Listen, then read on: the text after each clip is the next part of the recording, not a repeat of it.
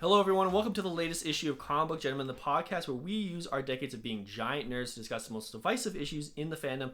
I'm your host, Greg, joined by my constant host, Dave. Dave, how's it going? Absolutely fantastic. Absolutely, ultimately fantastic. Oh, yes. Yeah. As you can see from the title, we have finally read Absolute DC. After years of us gushing over the Ultimate Universe, we finally have gone, okay, the first trade paperbacks have come out for Absolute DC. Yep. So we finally read them. But let's just get it right into it. So, like we said, Ultimate Universe comes back. Marvel does this big bang of, hey, we're bringing it back. It's, Hickman has this crazy idea we want to run with. Let's go from there. It's pretty freaking successful, specifically Spider-Man and a couple other ones. So, of course, DC is like, we got to get in on this too. What were your initial thoughts when you heard about DC's Absolute Universe and like going into that? I was curious to see what they were going to do. I mean, it almost seemed like they were taking a page from Marvel in the sense of like the last Ultimate Universe when it kicked off was huge, and then this one kicked off and it was huge. So it was almost like they kind of said, well, why don't we do our version of the same thing, basically. It seems to be popular. I mean, seems to be a popular idea. Let's do it. I think the funniest thing to me is just how similar they are, because the Ultimate Universe is a universe made from the maker's perspective. Yeah. And then the DC's universe, Absolute Universe, is made from Darkseid's perspective. So they literally were like, we're just going to do the same thing, but DCify it. Yeah, basically. Which I thought was very funny. Yeah. What was your expectations hearing that it was Darkseid's evil universe? Like, what were I really didn't have too many thoughts about it in the sense of how they're going to set it up any different. I mean, it was obviously going to be. Two things you always see out of these things is they always seem to modernize, obviously, the characters a little bit. And then there's always some change, right? And then they always do, the third thing I always see them do is they slowly drip in the villains and, how they've changed or how they've whatever. Yeah. There's a formula for this that they do every time. Basically, since Bendis did Ultimate Spider-Man, they were like, hey, you know what? That seemed to work. Yeah, that's the formula.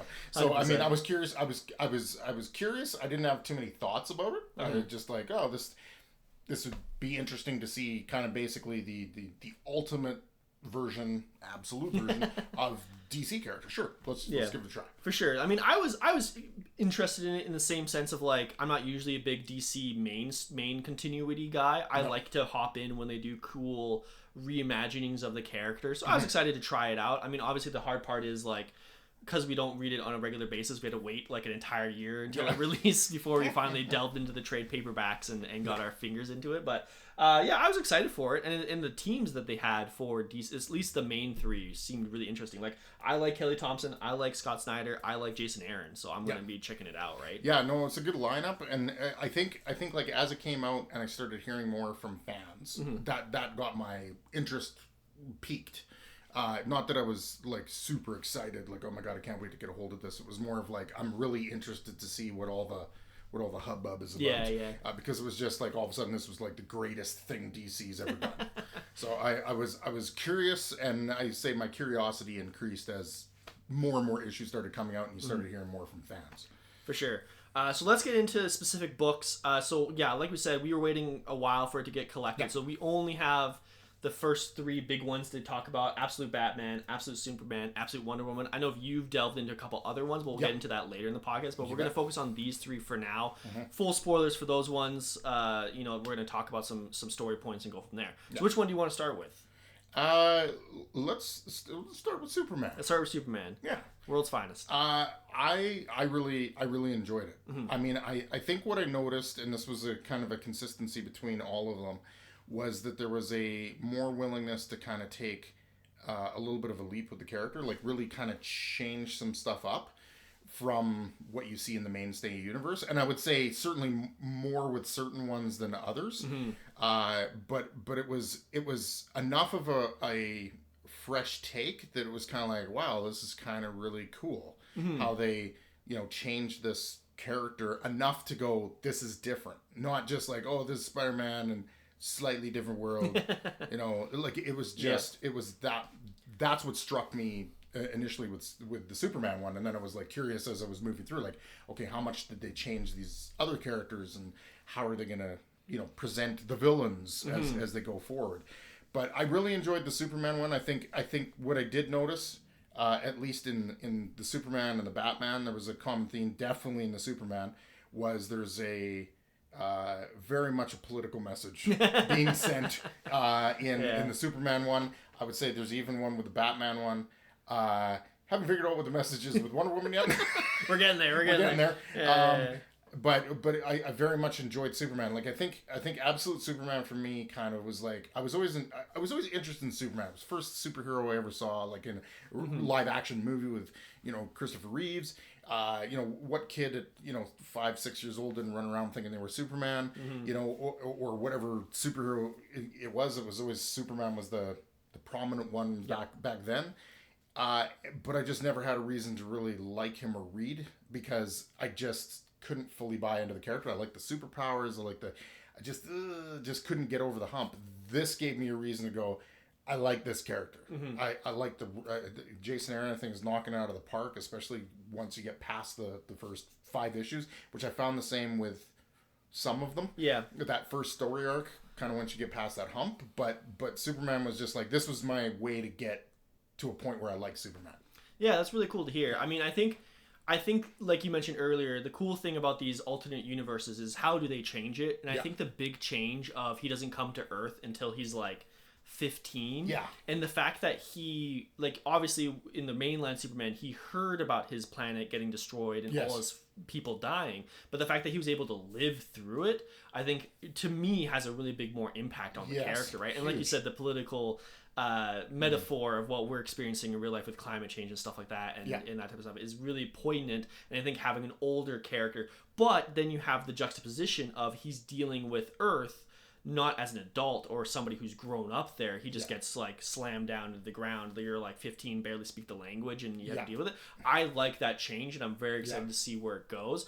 I think for me, the parts that I'm still like hesitant on is the whole cape weird. It's very weird. The very weird, like this particles or sand. And the soul, the suit. Like, I was just kind of like, what's happening with this? And like, obviously it's something. Hopefully they explain more as we go. They gave him a Jarvis. Yeah. The Iron Man, Superman is kind of weird, right? And like, I get why they did it because obviously like he needs help translating and stuff like that. Yeah, for sure. But like even how it was made was very confusing. Like on Krypton, the fact that somebody made this insane particle physics cape, but they still were like, never mind, we don't want you, is insane to me. But anyways, I thought that was a little bit like Deus Ex Machina of this thing can just do whatever he needs and go from there. And then the other thing was like the world around Superman was so goddamn dark that I was like, wow. It is not pleasant. Like the Peacemakers were crazy. Lois Lane working for this like, fascist government and stuff like that. I was like, oh my gosh, this is way darker than I thought it was gonna be. I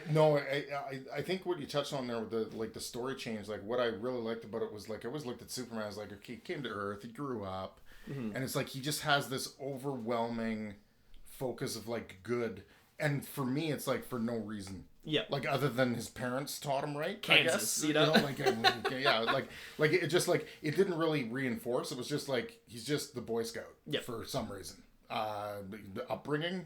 Well, there was like that old school mentality of like if you worked on a farm, you're a good person. Like just inherently. But with this one, it was just like to your point, like he was old enough to see his world fall apart for the reasons that it fell apart because they were extracting and basically tearing all the resources out of the planet. And then he comes to Earth and, you get a little bit of a glimpse of when he first gets there and he's kind of taking everything in.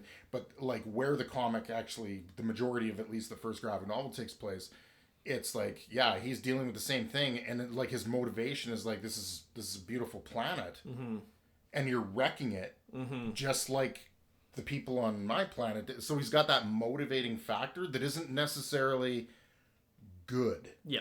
Like there's flexibility in him to be able to go, I'm going to do something absolutely violent or horrible because ultimately my goal is just to stop these people from doing what they're doing. Yeah. And he is trying to protect the little guy while he's doing it. But sometimes that involves punching a fascist in the face, and that's the point. And obviously like, we'll see where it goes. So that's where I'm at with Superman, where it's like, I think the concept is cool. Yeah. I'm just more like the first graphic novel is just kind of whatever to me. I'm curious to see where it goes with this. And I know Jason Aaron always has crazy shit in mind based on other stuff I've read by him. So I'm very curious to see where it goes. Yeah.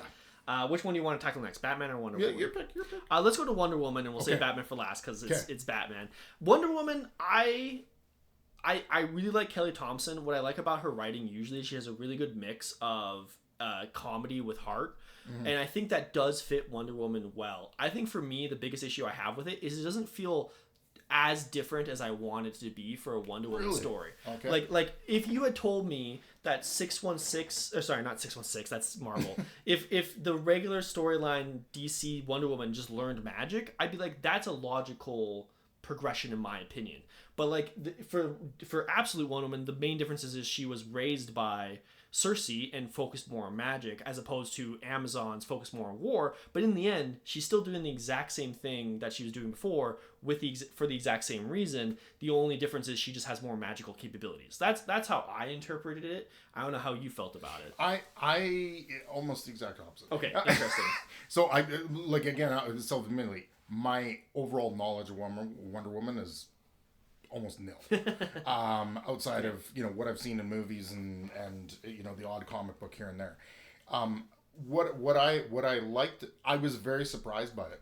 I very much enjoyed it. I was when I was very hesitant when I started reading, because I was like, I've never read Wonder Woman before, don't know much about the character, but what I saw from my perspective, what I did see, there were changes, like the fact that she sacrificed her arm caught me off guard. And again, much like the Superman, there's kind of a dark layering here, even though she's kind of seems a very popular or positive.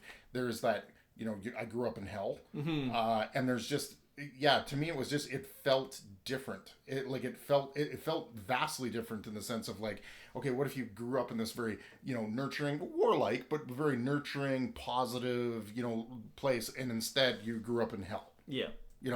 To me, it was enough of for me there was a lot of change there. Fair enough. I mean, I just liked I found it very strange that the more I read about it, the more I read, the more I liked, and the faster I started reading it, which was really shocking because, like, again, I've never read Wonder Woman as a solo character for sure. Like, I've read her in Justice League stuff, I've read her in crossover stuff, all that kind of thing, but never just dived into a Wonder Woman character. And I like Thompson's writing. Yeah, it's there's enough. I like writers that put enough on the table for you to feel satisfied that you read something, but they're not Bendis. like and not a knock on Bendis. I like Bendis, but like, he could be over wordy. Him and Claremont, I think there's like some kind of secret bet to see who could write the most, but because the dialogue starts to take over, whereas like, let's be honest, like, I'm not here to read a novel, I'm here to read a comic book, which includes art, and if you keep writing, there's not room for the art. Fair enough. Yeah, I don't know what it is. I think for me, it was just like the first one, for me, at least, like I said, the first 5-6 issues just left a little bit more for me to be desired. Again, like, you look at how different aging up Superman changes his perspective, and how different, and again, we'll get into Batman in a minute, but like how much getting rid of his money changes how he has to deal with things. I mean, I guess you could say the same thing about Batman, though, where it's like, in the end, they still end up in the same place. Yeah, whereas Superman, but to me, Superman just feels so different from course, because again, he's not an adult who grew up on Earth, and like, when he's superhero and he's not an adult, you can tell he's only like 15, 16 type of thing, and I feel like that really changes how he handles and sees the world. Whereas, like, again, to me, if you're reading current day Wonder Woman, I wouldn't be surprised if she just learned magic, type of thing. Like, I don't think the whole living in hell thing is different enough yet. Right. Like, maybe further down the line, more things will be revealed about. Like the other thing too is, like, Steve Trevor also feels the exact same. Yeah. He's just a soldier person that lands on her island she deals with, right? Like, I feel like there could have been more changes to him to even, again, spice it up a little bit. Sure. Again, maybe that's what happens eventually, but the initial of it, I was like just expecting a little bit more. So that's just my thoughts on Wonder Woman there. Yeah, no, so, I mean, very enjoyable though. Yeah. And then now let's get into Batman. So, so I again, like, I kind of prefaced it. I think taking away Bruce Wayne's money, and it's not just that, the fact that he's in a lower social and economic class. His dad's a teacher who got, the fact that his mom's alive is different enough. And I think making his friends more involved in his life, to me, those are all really big changes of like, okay, I'm really curious to see where this goes. I will admit, what he ends up doing is pretty much what Batman would have done anyways. Like, he still is inventing these giant contraptions to save the day. That's like, okay, how did you do that? The only downside is like it's even more unbelievable because like you don't even have the money to make this. Like, where did he get the money for the dump truck, man? He stole it. He stole it, I guess. But like, you think he'd have? I guess he's a engineer, so maybe he has some money. But it's like you don't have like in regular Batman, you have the okay, he's just so rich that anything he thinks of, they can probably figure out. Whereas this one, it's like, okay, how did you build this? How did you get the funds for this? How do you that type of thing? So it's a little bit. Like, I like the change, but to me, it's a little bit like, okay, this doesn't make a lot of sense. So that's kind of where I'm at. But how are you feeling about Batman? It's probably my least favorite. Really? Yeah. Okay, interesting. Just because I think, to your point, okay, so you're going to flip him. Okay, he was rich, now he's not rich. Mm-hmm. Right? He's an engineer, but so he's not a detective. But he's still kind of a detective because he, like, I'm just not getting it. Like the overall hype on that particular one, going through, I would say the first 5-6 issues that they had there, I just didn't get it. I didn't. I was like, oh, okay, so he's got a battle axe on his chest. Okay, that's it's different. Yeah, but it's just like, okay, why? Mm-hmm. And how are you, like, with a big giant chunk of metal on your chest? How you do, like, it just, to me, it just seemed, I don't know. I just, the changes were just kind of like, they didn't sit as well with me. Fair enough. I don't like the fact that his friends are all basically supervillains. Hey, not yet, not yet. They're all supervillains. Yeah. It's just like, okay, what are the chances? Yeah. That the group of 5 or 6 people that I grew up with are all gonna, like, to me it's just like I didn't. I think the biggest, I did like the story, like I did like the story of the villain, the idea of just this, like, it just seemed to be just mass chaos, and the masks that were like identifying people and how much they were worth. That was cool. Like it was pretty nuts. I compared the origin to, and I was like, okay, so you're walking through a dark alley, young kid, both your parents get killed, versus I get shut in a room, my dad gets killed, my mom's still alive, and then the bat thing was kind of interesting, but outside of that is like, okay, so which one? Like, I looked at it and said, like, which one would be more of a driver for me? I'm going like main universe because I got the money. I got the time. I definitely have the motivation. Whereas this one's like, yes, it was a horrible incident, but more than just his dad died in a mass shooting. Yeah. So it's like, to me, it was like, it's more of a reflection of stuff that we see today, more in the United States than Canada, obviously. But it just didn't. I don't know. To me, it just kind of was a bit of a dud for me as far as those changes. I like the villain. Mm-hmm. Yeah, Black Mask is cool. And the story, and the fact that his attitude is certainly a lot different in the sense of, like, he's not so sneaky. He's more like breaky. stabby. He takes some dudes out. Like, yeah. I see what you're saying. Like, I think I'm again, it's kind of like with Superman for me. It's like, I'm really curious to see where this goes and how they use this new origin to kind of like explore more because I think in some of the flashbacks they show, there's more than just my dad died. It's also the fact that he had to live in Gotham when you don't have the protection of being rich. Like, how does that affect you a lot? And like, I feel like they can explore. So he should be a supervillain. Yeah, exactly, right? Maybe that's the big thing, is like, maybe that's the big twist. Yeah, maybe that's the big twist, is he actually is the villain. But I do also appreciate the fact that, like, Alfred's pretty different in this. Like, I again, it's all subjective, right? Yeah. Like, I like this change to Alfred of, like, I didn't grow up with this psychopath. Yeah. But how do I, like, and eventually he kind of becomes more and more regular Alfred-y. Yeah. But I like the idea of, like, I didn't raise this kid myself. How do I look at his, I used to see him as a weapon at first, and like, how can I use him? Yeah. And now he's turning into, like, this kid actually cares. How can I help him, type of thing. I like that aspect of it. And again, I'm curious to see what happens with his mom. The only downside is, like, Jim Gordon's still a cop, and he just happens to be mayor this time, so that's literally the same. So I don't know. There's certain things that I think have potential, and those are the ones where I'm like, yeah, well, it's kind of the same thing, you know. Yeah. So we'll kind of see. Yeah, it was for me. It was just, especially it being the headliner that was coming out. People were like all stoked about it. The universe itself, I believe, is a Snyder idea. Yeah. You know, from the absolute perspective, I was just expecting more. With the exception of what I have seen reading forward a little bit. There's I guess the thing that I saw reading forward a little bit is what I like most about the Batman comic. Okay.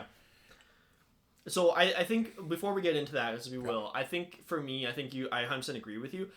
Based on the hype we were receiving from people who were reading it the second it came out. And that's always a problem. That's always a problem. I was expecting like 10 out of 10s. I don't think any of these books were 10 out of 10 for me. No. I think they were all like 7 to 8 in the sense of like, I like where it's going. We'll see what happens. Issue to issue, I would say they range between 7 to 10. There were some 10s in there as like individual issues, but people were hyping agree. this up as like the second coming of comic books, exactly. That type of thing. So obviously we'll see where it goes. But if you had to rank the 3, so you just said Batman was your bottom. Who's your top? Who's your middle? I like Superman first. Okay. Wonder Woman, surprising me, it was second, and Batman was third. Now, again, you could say they were 1A, 1B, 1C. Yeah. You know, I think all of them were good. Like they were very intriguing. They were very interesting. Very action packed for the most part. I have no problems with it. I would recommend them to anybody that's like not overly familiar with the Superman. It's just like a different take on it. You know, or a different take of Batman, Superman, Wonder Woman. You know, Green Lantern, Flash, all the ones that they're expanding into. Yep. But you know, for me, that's just where they landed. As far as like once I got through them, I'm like, which one am I most interested after 5 or 6 issues to go pick up again and keep reading? That's the order they fell in. That's really cool. For me, it would be Batman number 1, Superman number 2, Wonder Woman number 3, and like you said, they're all really close. I think for me I just like edginess more, so Batman's gonna poke up a little bit. You know, him again, him having a giant Batman on his chest like is what stupid. reminded me of is like it was almost like it's more in the combat than anything else. He reminded me of the Punisher. Yeah, like he had a very there's no line I'm gonna not step over. Other than he still didn't kill, but yeah. Sure. I mean, he got close. I'm sure there's a couple guys in there that didn't make it. It reminded me a lot of Dark Knight Returns, Batman. Yeah. Of like, just I'm old. I gotta just punch as hard as I can at this point, right? Yeah. So that's where I'm at. Again, I'm curious to see where they go. I'm expecting them to change a little bit. But you've expanded beyond the initial 3 trade paperbacks. How are you feeling about where they kind of go and the other? I'm still enjoying Superman because I got into they gave you a little more information on Brainiac. Which was really interesting. And then they give you a little bit of information at the point where I'm at least, of the overall bad guy. Okay. Which I'm not sure if it's really spoiled. I guess it is kind of spoiled partway through the first couple books. Ra's al Ghul. Yeah, I've seen it. Yeah. The name comes up at least, but it's a different Ra's al Ghul. Okay. So that was very interesting. Like I would say, like that got me hyped. I was like, oh god, I can't wait till this comes to a head. Batman, I would say what I did like is I read the next couple issues, which got into Mr. Freeze, and he has taken some of these villains and messed them up. Really? They're not your usual version of these of these villains, and I was like I like that. Like I read through that, and then like the next issue I'm going into is the introduction of Bane, and I'm like, oh, if that's what they did with Freeze, I can't wait to see what they do with Bane. Yeah, I've heard some crazy shit from Bane. Yeah, so I'm very, I would say Snyder to me, like that Batman book is intriguing me more now because I'm looking forward to the villain. Who's the next villain that you're bringing up, and what crazy shit did you do to this guy? That's what I'm looking forward to the most. Unfortunately, I haven't gotten to any more of the Wonder Woman, but I have also read the first issue of Absolute Green Lantern. It was a nice introductory, kind of left on a cliffhanger. Don't really know what's going on at this point. But Absolute Flash was kind of interesting as well. Again, left on a more of a setup in the first issue of like how we got to where we are, and nice little cliffhanger to kind of get you to go forward. I'm very curious to see them moving forward. I think they're for an individual comic that I read. I thought they were very intriguing and interesting. Okay. Yeah. Good to hear. I'm curious to delve more into it. I mean, especially like Martian Manhunter. I've heard crazy things about. I've heard great things about it. So again, interested to check that out. But I'm curious to see what. So we'll get more into it as we go. Yeah. But we'd be remiss to not ignore the elephant in the room, which is Marvel and DC are both doing the same thing at the same time with the Ultimate Universe, Absolute Universe. The Ultimate Universe is interesting because it's coming to an end. Yes. If you haven't heard, apparently they are for sure ending it this year, like December, January type of thing. we'll see if that sticks or whatever. But at least Hickman's. I hope it does. I hope it does, just to see, right? Yeah. But. And then now Absolute DC is just getting its wheels underneath them starting to plug away. So we're going to do, maybe it's an unfair comparison, but we're going to compare the two and kind of go from there. But I think what's really interesting is that, like, Ultimate Universe, because we've been reading it so much more and it's been longer running, it has that benefit of it has more content to look at. Yeah. But it has the negative of some of that content isn't great, so it's going to weigh it down a little bit. So how do you compare Ultimate versus Absolute? Where you sitting? I'm going to say if you compared the first 5 or 6 issues of each of those, each of the Ultimate series to the Absolute, they had the same stuff. Like there was here's the character, here's the changes in the world we've made. Here's this interesting villain that we recognize but we don't recognize because of the twisting they did. Yeah. Like it was good to start. I would say to your point where they failed is like there's supposed to be an end to this. There's the story between comics between the Wolverine versus the Avengers, the Ultimates, versus the Spider-Man one, even the Black Panthers. Like, there's not really a cohesive story here. No, like it just seems to be like there's no mention of anything to do with like really the Fixer or any of this stuff going on in the Spider-Man one. It's like very Spider-Man focused. So I don't know how they're gonna like just end that comic and then go, oh, we're in Endgame, you should be excited. And I'm like, why? like I know they're connected, but there's just like they really haven't drawn that connection all that well. I would say like I was very happy with the Spider-Man one to a degree. The Ultimates has been very good. I think that the Ultimates is kind of the standard for me as far as like taking some shit and really changing it. Yes. Whereas I found the Spider-Man one was like there was some stuff changed at the beginning. It was kind of exciting, and then it just kind of fell into the same rhythm of what Spider-Man is. So that was kind of disappointing. The Wolverine has been violently entertaining, and kind of fun. But the Black Panther, I enjoy Black Panther. I like the art. I like the concept. I knew just enough to know the basics of Black Panther, but not enough to be offended by the lack of change, or if there was a change that I didn't like, I just went, okay, this is good. Yeah. But I think all of them started to peter out after they got about halfway through probably the run that they're in right now. Yeah.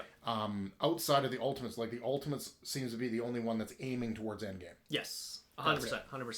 I 100% agree with you on that. I think for me, like we said, when it comes to these alternate universes, I really want to see like what are the changes that you're making and how are they actually going to impact. Because again, the biggest thing for Ultimate Spider-Man that really blew everybody's mind is like he is a full-on adult with children and a wife.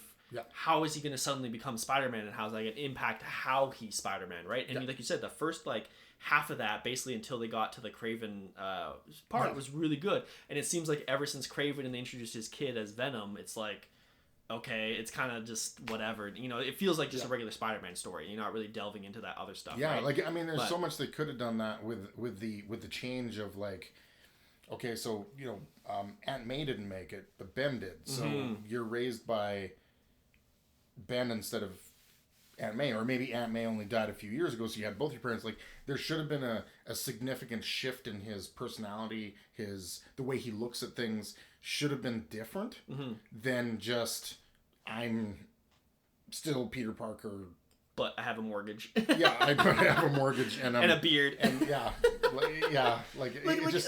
could have been more done there. And again, I feel like that's the biggest hang up I have for Ultimate right now is like the only one that feels significantly different than the other ones is Ultimate Wolverine, and he's not even that much different because, like, yeah, quote unquote, he's the Winter Soldier and Wolverine mixed together, but that's basically just Weapon X Wolverine, anyways. Yeah. So it's like it's not even that much different, and I think and it's more about like what Wolverine's dealing with is more different, and that's compared to what regular is, which is like we're the Resistance, and whatever. So and then you have books like Ultimate X-Men, which is so different that it's like nobody even knows what's happening. No.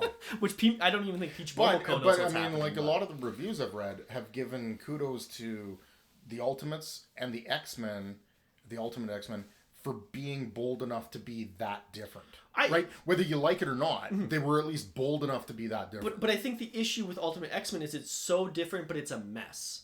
And I agree, the difference of turning into like a Japanese, way more influenced by Japanese culture is really interesting, but it's just a mess of a story. So it's like, how can you even, like, you can't even keep track. Whereas I think the Ultimates, like you're saying, are kind of the highlight of like, it's different. What they're dealing with, it has to do with the main storyline, and it's entertaining, and you can understand what's going on. I think if the X-Men would have been more tied to what's going on with Wolverine, with the Resistance would have been more interesting. Like would have had many more fans. Like, I don't think they've shown Sunfire, the guy who's running Japan, since Incursion. Like, it's like, I thought he was supposed to be important, you know? So I think for me, Ultimates, we just nagged on it a little bit. I think it has high highs, but then it has low lows. And then it's like, okay, so it kind of falls in the middle there. Because, like, I think, like, again, Ultimate Spider-Man's great, Ultimate Wolverine's great, Ultimates is great, but then you have Black Panther, Ultimate X-Men, and a couple other ones that are just kind of mid. And so it's like, where do you fall? Whereas where I'm at with Absolute is, okay, I can see the potential for these, but they haven't hit those high highs that I'm hoping for. But there seems to be a more cohesive story. Yes, and then I 100% agree with you about the Ultimates thing of like, the only one I can see doing Endgame is Ultimates. The rest of them, like, where the hell are they going to fit into this? Like, Spider-Man's on the cover of Endgame, so... Like, how? I don't know. It makes no sense whatsoever. So I'm curious where both go, but, like, do you feel like you think Endgame's going to fix the Ultimate Universe, or do you think that Absolute's going to ramp up and just become the juggernaut that's going to take over? I mean, the more I see of the Absolutes and the overall cohesiveness of what's going on within the universe and the idea behind it, I have to say, and they've always done this, DC does a much better job with one side note, much better job of alternate universes than Marvel does. Marvel does not do a good job with their alternate universes, with the exception of Age of Apocalypse. Age of Apocalypse was probably their best knockout of the park. I would argue as far as alternate universes. I would argue the original Ultimate Universe was really good, but I'm very biased. So yeah, sorry, but I see exactly what you're saying. I collected that one basically from start to finish on X-Men, Fantastic Four, Spider-Man, and as it went on, much like this one, it just converted to until they realized we got to blow everything up. Yeah, fair enough. And do Ultimatum. It was either like even some of the bold choices that they made in like X-Men with like Mr. Sinister and Apocalypse, like those were bold choices. They were bad and they were horrible, but they were bold choices. I still think, like, as far as today, like if you crank out an Apocalypse book, Age of Apocalypse book, it's bought up right away. Yeah, fair enough. Right? The popularity is still standing because they just really didn't F it up. Whereas I feel like, yes, there were some great things about Ultimate Universe. I think Bendis did a great job on Spider-Man. I can't say the same for X-Men or the Fantastic Four, but there were some definite fun highs, but there were a lot of really bad misses.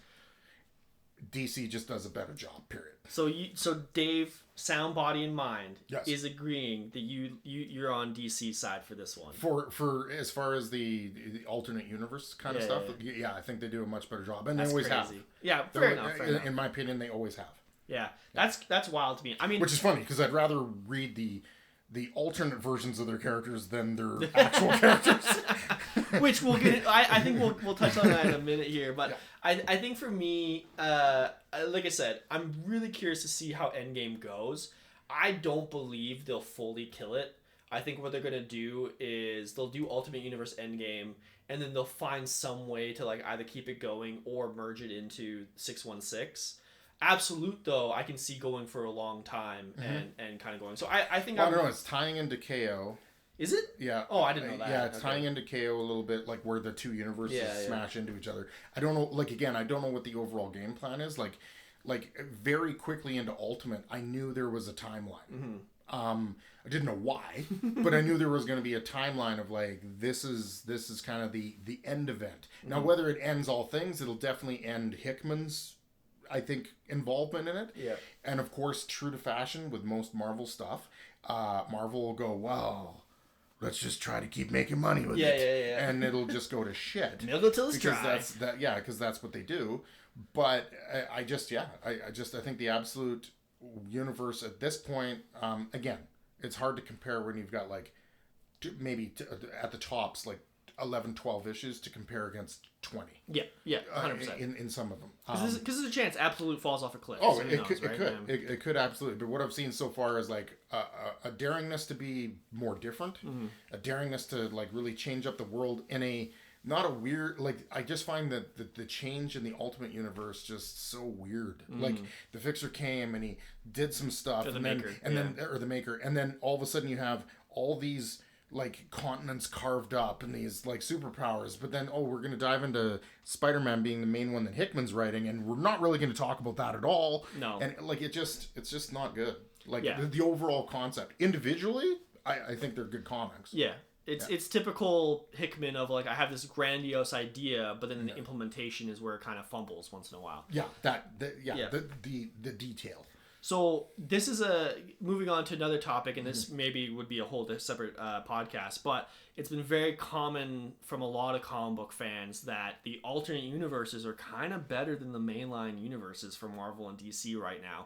Why do you think that is? Like, one, do you agree with it? And two, why do you think that is? I can see the appeal because, like, okay, Spider-Man, great power, responsibility, Uncle Ben died. You know, like, you're looking for something fresh. Yeah. Right? So, I mean, I can see the appeal in that sense.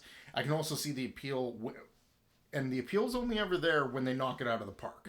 But when you make the right changes to the character and make it that different and that cool, it's very, very hot. But, I mean, don't you dare make a mistake with it, because if you do, you can flush that down the toilet. People won't agree with it. So you've got the staying power of, like, Spider-Man will always be Spider-Man, and people will always read Spider-Man. Batman will always be Batman. They'll always read Batman. But people really like that freshness because, like, I wasn't reading comics back when Batman was first published. I wasn't even born. Right? Like, was your dad even born? Yeah. Like, I mean, you know, like some of these comics have been around for forever. So I mean, like, to get that freshness of feeling like I'm a part of something new. It's something familiar because I like the character, but it's something new and it's been changed and it's different, and I can understand the appeal. And I always feel like these things are always like these big, huge flashes, and then they slowly peter out. And now whether that's because the artists and the writers deteriorate or people just get tired of it, whatever the cause is, but every single one of these have seen the same thing happen. Big boom, people get excited, it has some staying momentum for a bit, and then it falls off. Yeah. I think what I don't get is obviously like 10 years ago we were having too many events. But like way too many. One a year was insane. But I still think, like you're saying, there is some appeal of, hey, we're restarting issue 1 and we're going to change something up that's going to mix things up and make it fresh. What I don't get is, like, I feel like they had too many events. Marvel specifically, obviously DC did a little bit too with the New 52 and stuff like that. Yeah. But like Marvel specifically, like, kind of abandoned the event idea. But then I feel like they abandoned the idea of like mixing things up all together. And like I feel like they almost need another big event to mix things up to reinvigorate the universe. Because I think like they had a really good run in like 2020 and like a little bit 2019 with, like, you know, not only X-Men but also the Hulk was great. Thor was great. Daredevil was great. Moon Knight was great. Like, they were having these great runs that all just have stagnated over the last couple of years. Yes. Like I feel like they need some sort of event to hit, not reset, but like just to give new stakes to something. Yeah. And like I wonder, for me, I feel like what they should do is do a time jump. Like, I think what's succeeding with Spider-Man is that he is an adult with kids, and that impacts how he becomes a superhero. I think they need to do that with a lot of the characters in Marvel 616. Let's time jump, make them all a little bit older, have to deal with younger generation stuff, and kind of go. Yeah, like, I mean, I find like Spider-Man's a good example. So when they first came up with the idea, he was a teenager, he had his problems. You know, kids that were reading the comics could relate to it, and then they grew up with that. But then at some point, it was like I, as the adult, just continued to become an adult, and he just continued to be a like jobless bum that couldn't hold down a relationship or a job or anything else. And unfortunately, like the newer generation, if you're trying to say like, oh, you guys relate to this, it's like, no, what you should do with him, I guess, is to say he can't afford a house, and his job doesn't pay enough money, and he's still living with his parents. Like these are the things that are now, an issue with that generation. So he's like he stagnated and just stayed the same. And they've tried to do some stuff like, oh, let's make him a scientist, and let's just it just doesn't sit right. And this is the problem is they've constantly, the problem with most stuff nowadays, they're trying to make money, right? Instead of, I thought the Secret Wars was a perfect opportunity to say, okay, we smash everything together. We had a stellar series in Secret Wars. Okay, now we're broken back off and we're putting the universe back together the way it's supposed to be. And it was a great leap on point to say, hey, some of these ultimate characters, let's bring them over because they're popular and people like them. Let's bring them over. Okay, good. Here we are. Let's put a good writer and a good artist on some of these titles and take our time with it and tell a good story. But instead, it's just been like Marvel, and I can't say much different with DC. It's just like, it seems like any concept that comes across the desk of the editor is approved, and we're just cranking out comics left, right, and center, and they're just bad for the most part. I would say DC does a little bit better job with their main titles like a Batman or a Superman, where they put at least a good writer, if not a good writer and an artist on them, and those are always the case for the most part. Whereas I find with Spider-Man or with Marvel is not the case. Like I am not excited about Infernal Hulk. Yeah. Right? And mostly because I don't think the writer's that great. And on top of that, like they keep advertising like Nick Klein's drawing it, and look at Nick Klein's. Nick Klein can't draw more than one issue in a row. So he draws one, and then somebody else takes over for 2 or 3 issues, and then he comes back and draws one. We're supposed to be excited about that?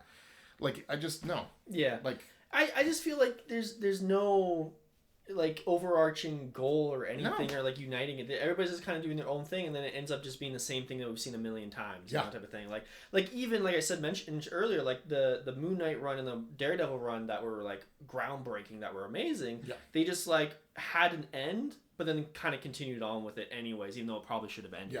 Like, I understand the challenge for writers. I mean, like, it's not like you're somebody gives you a concept and goes just like, go with it, and you just go wild. It's that fine balance of going, okay, how do I pay homage to what's been, and how do I move it forward in a different and creative way that gets people excited without offending them. Right? Like, it's a tough job, which requires good writers. And Marvel hasn't figured that out yet. Well, but I mean, you say that, it's not like it's that easy to be like, wake up one day and be a good writer. Sometimes you need to give them time to grow and become a good writer. No, the problem is they don't want to open their wallets and pay a Matt Fraction like they did for Batman to come on and do Batman. They don't want to pay Jeff Loeb. They don't want to pay these guys to come and do stuff.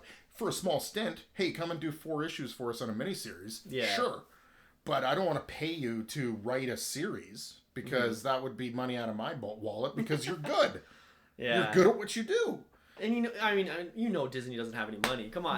No, they're broke, apparently. So yeah, I mean, so I think that's, like you said, the other interesting part about the Ultimate Universe, and we'll see what happens with the fact that the Ultimate Universe is set to end. Like, do you think it's going to end and they're going to bleed into the 616, or do you think they're just going to like leave it how it is?